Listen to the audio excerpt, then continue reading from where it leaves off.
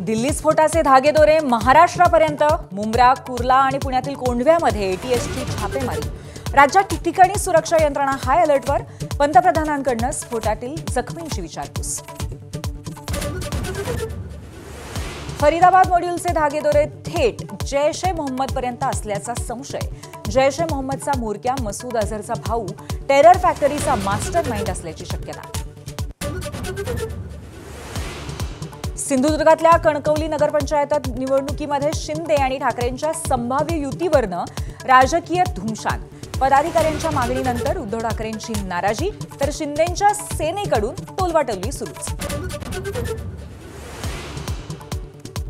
कोल्हापुरातील चंदगड पाठोपाठ पिंपरी चिंचवडमध्येही पवार काका पुतण्या एकत्र येण्याची चर्चा. भाजपचा बालेकिल्ला भेदण्याचा पवारांचा प्रयत्न.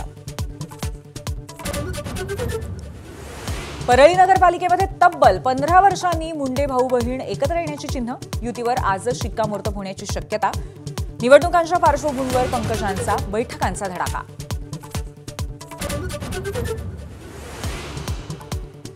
पुणे जमीन प्रकरणी पार्थ पवारांना ठोठावलेल्या 42 कोटींच्या दंडाची नोटीस तपासावी लागेल.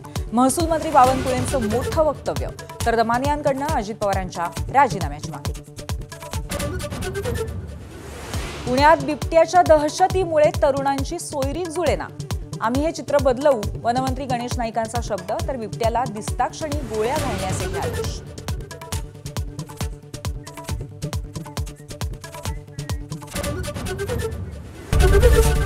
एबीपी माझा, उघडा डोळे बघा नीट.